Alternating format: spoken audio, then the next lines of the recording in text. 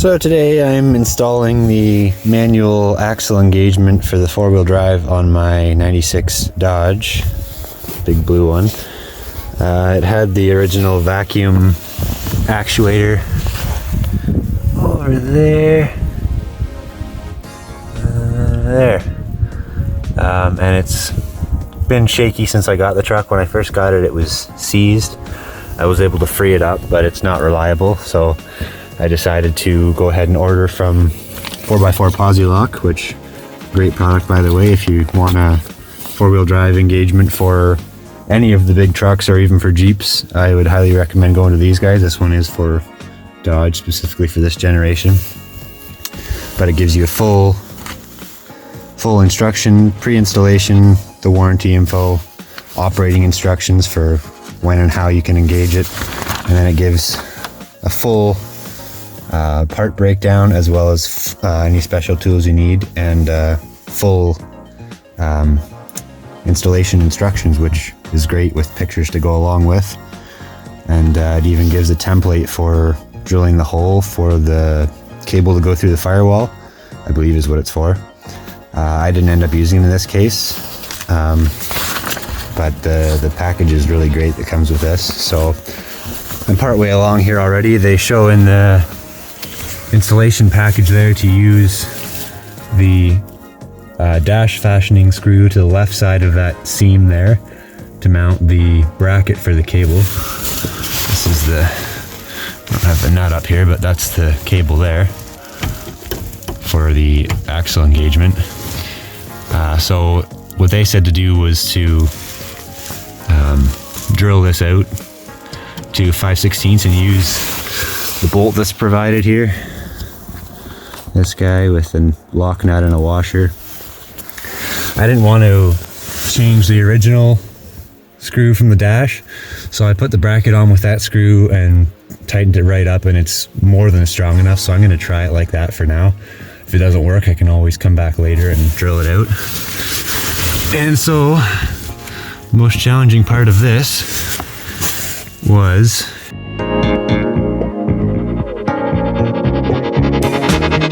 so yeah, what they show in the picture of the instructions is you have to cut a hole in this cab insulation, and what they show in the picture, it's kind of hard to see, but there's a little bend in the throttle pedal bar here, and so you can't tell from the camera, but I put it a third of the way in my slot top to bottom, which is pretty close to where they had it. And so what they gave you a precaution on though is the possibility of drilling into a web on the other side, and that's, you can see a little bit of blue there. There's actually a reinforcing web or rib for the steering column. It's double layer on the firewall, so I tried just a test hole there to see if I was going to hit it, and sure enough it was pretty much on it. So then I went and looked at the front side of the firewall and said, okay, I can move over about an inch, and I did my 11/16 hole through there with a step drill, which turned out to be the easiest. I just used, you can see, maybe it'll focus. Doesn't feel like focusing today, but the second highest step on this particular one, I got a 5-bit set. The second highest one is 11/16. So all I did was I used a little one for the test hole just to make a small hole to check, and then when I knew where I was going to go, I just used it just like that. There is actually enough room to get the drill in there, which is great. I went up to the second last step for my 11/16. You see where the cable's coming through there, and that's the little web I was talking about. I guess it's actually part of the brake booster mounting reinforcement. So I just moved to the right a little bit to the passenger side, drilled my hole through and fed the cable through. Now they give you a nice grommet for your firewall hole, but the cable end, the chrome part there, is bigger than the grommet hole is. The grommet's meant for the black part, which is great, okay, but you can't get it on because the crimp there crimp on the cable end is much larger. So I couldn't believe it, but what they actually tell you to do in the instructions is to cut your grommet and make a C shape, they said. And I've been thinking for the last little while how the heck you're supposed to get it in there. But I think what you got to do is you have to treat it like a nut. And you do this, and then you can thread it in to the firewall. So that's what I'm going to try and do now, whilst holding camera and light, and yeah. So I can't even get my hand in there. So the first thing is to get it over the cable casing here, like that. And then you can't get underneath this. This pedal linkage here has got a bracket right under it, so you can't even get... Try switching hands here. That's better. So, I'm gonna just try to... Might have to stop recording for this part.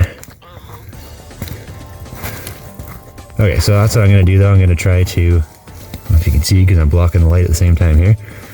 I'm going to try to just thread the grommet in as if it were a nut around the cable here. So I'm going to do that and then I'll be back. Okay, so got the grommet in there, and I wasn't able to do what I had said I was going to try and do. I tried to thread it in, and the metal, just of course, being sheet metal, is just too sharp. So I got it partway started threading, and then I just used a screwdriver to kind of shove it in the rest of the way. If I had any complaints thus far about this kit, that would be the only thing, that they need to come up with a better way to put a protective grommet on the firewall there. But that does work.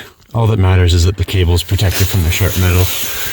And if we look on the other side now, I didn't actually check it, but it should be, yeah, see there.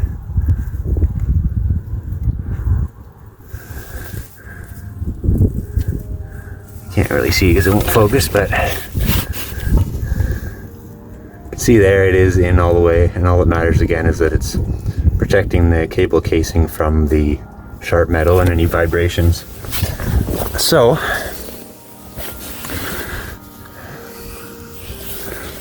I've got the cable fed. You can see that's the black there. I've got it coming through that hole in the firewall, across above the lift pump. This is a diesel, so it's going to be different for if you're doing a second gen gasser, but it comes across there, and I fed it on the, if you can see, on the back side of the front engine cross member there. That's it coming down there, and it comes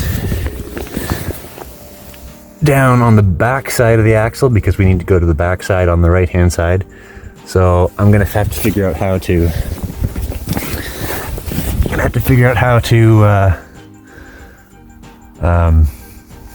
like fasten it or keep it from flapping around. But there's the cable end, and it's going to the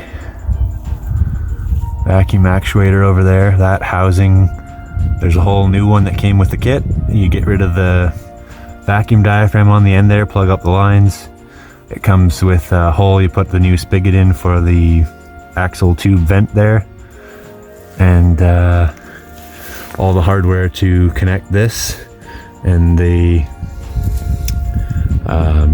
fork you have to reuse. It doesn't give you a new fork, so the fork in that vacuum housing there has to be transferred to this and the new housing that they give you. And so the only thing I don't have that the kit is requiring right now is some RTV sealant. This threaded joint to the adapter that's in the kit, and then the adapter to the new, they call it a can housing. I don't know what that actually stands for. Those two joints are supposed to be very tight. They're supposed to be watertight, I guess, or liquid sealed. So they say to use RTV as well, just to make sure that that's the case. So I think the only thing left to do in the cab here now is to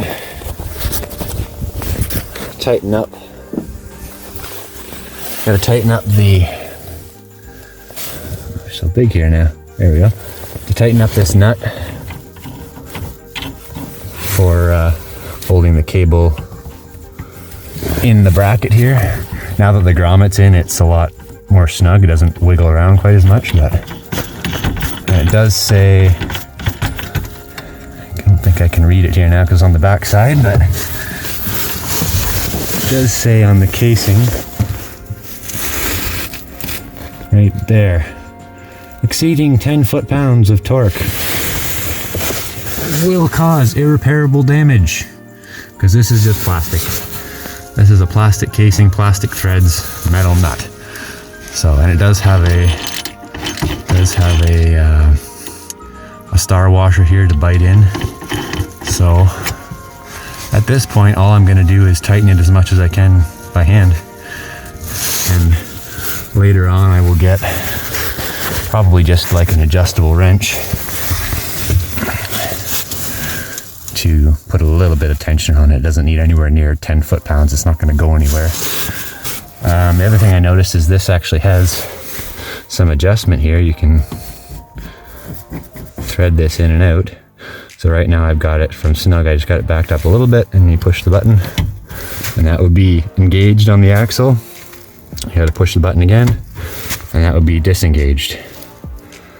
And it gives you instructions on, you know, you're moving along slowly, neutral throttle, put your transfer case into 4-wheel, then you pull your cable and kind of play with the throttle a little bit to get the two axle shafts to align, because that's what that does, is it's sliding the lock-up sleeve across both front shafts.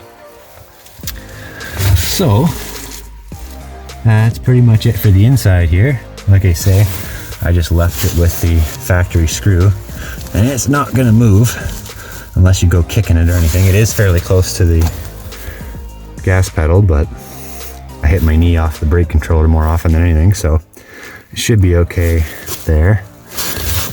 So, like I say, the only thing I don't have is RTV, so I don't know if I'll bother digging into that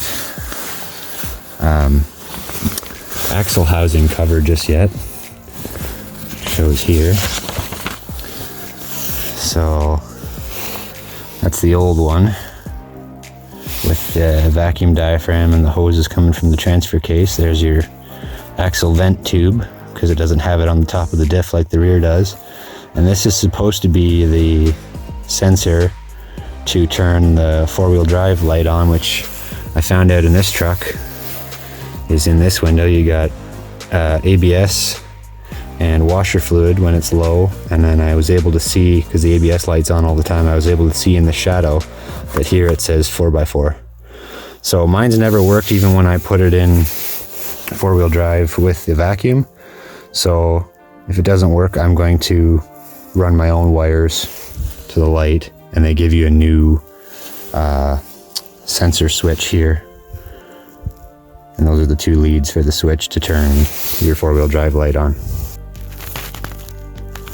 Okay, so now we're going to tackle actually removing the, they call it again the CAM housing.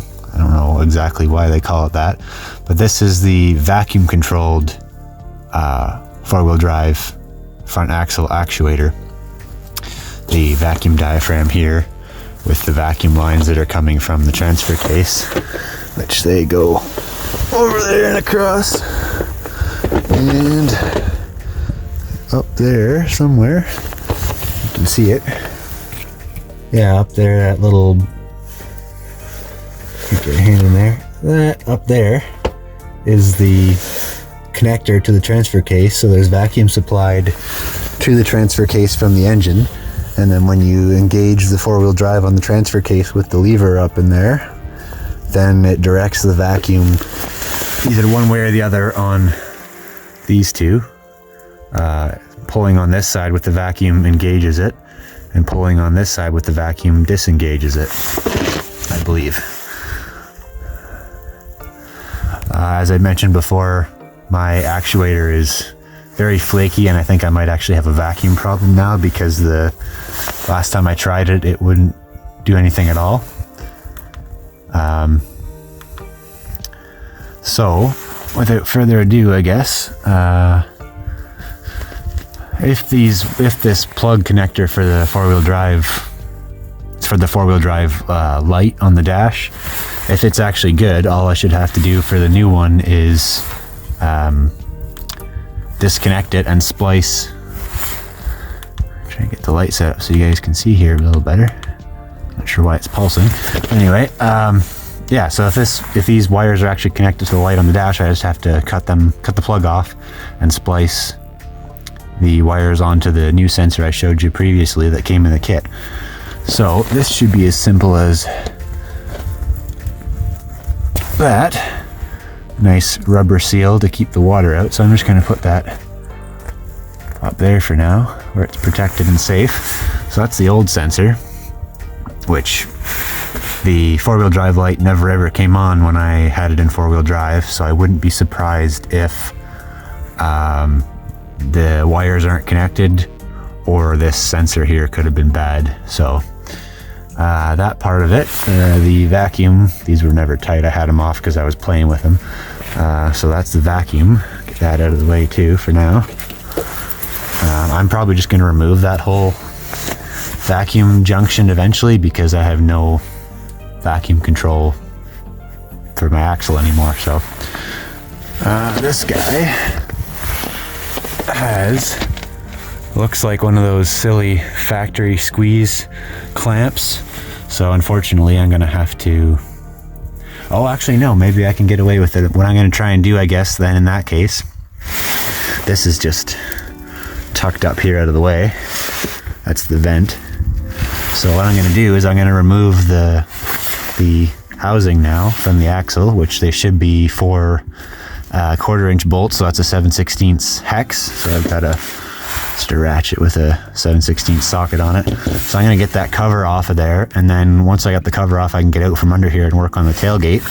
And I'm gonna just unthread this vent fitting, because we have to reuse that. The new kit didn't come with one. So I'm gonna remove that fitting, leave the hose attached so I don't have to touch the factory clamp, and thread this into the new housing casting that came in the kit. And the kit came with a new gasket for this cam housing. And the hardest part is going to be, you have to remove the fork from this one, and you don't have to worry about E-clips because it gave new E-clips, but you have to remove the fork from inside this housing and transfer it to the new housing, and put the cable end there through, and put the E-clips in those grooves. Those there. So that part will be interesting, and then there's a whole adjustment procedure for making it so that the last E-clip touches the housing, and you adjust, I think, a nut on here. That's going to have a jam nut on it. So I don't have enough hands here, so I'm going to just whip these bolts out. There's really nothing to show. I'm just going to pull out, there's 4 cap screws. If your axle looks rusty, take it easy. If you twist it off, you're in for a world of, frustration and agony, because you really need to have 4 on this in order to hold it properly. When I got the truck, it actually only had 3. Somebody had broke one off. Luckily, I was able to drill out, I think it was maybe this one. One of the 4 we'll see when I get them out is a new bolt, because I was able to just grab one out of my hardware collection, and it was the right size and the right length. But I was able to drill out the broken off one, and luckily it wasn't very tight. So I drilled it out and used an easy out to get it out of the axle, and I put a new one in.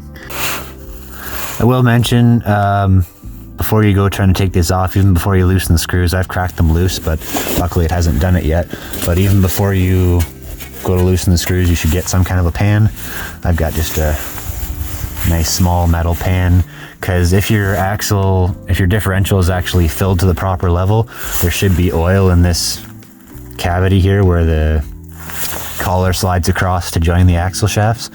So make sure you have some kind of a clean, it doesn't look clean, but it is, I wiped it out, some kind of a clean pan to catch the oil, because there's nothing wrong with this oil, and I want to put it right back in when I'm done so that the axle's at the same level. So just a note on that, make sure you got a pan before you start to remove the housing, because there should be some oil coming out of it. Okay, so I've got the housing off here, as you can see there. Very easy, like I said. You pull the 4 cap screws, which I just knocked all over the place, I noticed. Pull the 4 cap screws, and when I put this one together, I didn't have a proper gasket, I don't think. Oh, there is a gasket on there. But I think I still likely put a small bead of RTV around it, just to make sure. The kit I got came with a nice new gasket, which is awesome. So anyway, this is what you need to know about this is the sleeve, and this shaft from the joint this way is for this wheel. I just got goop all over me. This shaft from the split there to this wheel is one shaft, and this shaft goes to the differential. So my understanding, and somebody may know better, I don't even know which axle this is. It is a Dana, but I don't know which model because I can't get any numbers off of it. But I believe if you were to put it in 4-wheel drive on the transfer case and not engage this sleeve, you will only have the left front wheel driving. And actually what's going to happen is it's not going to drive because my grease is blowing everywhere here because the wind won't stop. This shaft has no resistance going out of the passenger side of the transfer case. I should actually be able to turn it right now. I can't with my finger, but that shaft will have no resistance. So what's going to happen is if you put it in 4-wheel and try to go, the drive shaft is going to turn over here. I can show you. The drive shaft is going to turn coming into there, and assuming that it's a regular differential, not limited slip, this one is going to turn indefinitely and the other wheel will stay exactly as it is. If it is limited slip, presumably this is going to turn either up to a certain speed or a certain number of revolutions before the other wheel starts to turn. So the idea of this collar, you slide across here, usually it's vacuum actuated, and I'm going to make mine cable. And actually you don't want it to go that far. It's supposed to be in the middle of the travel there to cover both splines. What this does then is this locks the passenger shaft to the passenger wheel, so that even if you do have a standard differential, if both wheels have similar traction on the ground, they're both going to drive. Obviously, if one is on ice and one is on dirt or snow, then the one on ice is going to probably just spin. The idea of 4-wheel low being full lockup is all 4 wheels are supposed to turn, but that doesn't always happen. But anyway, that's what we're after here. So that's part of the cable adjustment, will be to make sure that when you engage the cable, it slides. Can't do it here with one finger, so it slides so that it's actually across the middle of the two, not all the way that way. In that case, it's only on this spline by like maybe 1/4 inch. So that's why you want to follow the instructions. It gives good instructions for this kit, for this 4x4 off-road kit. Follow the instructions for adjustment, and most of all, just try to use common sense and pay attention to noises and sounds and what they actually tell you to do. I think in the instructions is to pre-adjust the fork. The new housing lines up with where the old housing was, so all those dimensions are the same. The only difference really is how far the fork will move, and that determines whether this is in the middle of the splines or all the way to one side. So anyway, we're going to take this here. Actually, another thing to point out is the little blocks on the fork, and I'll talk about that in a second when we get up to the tailgate.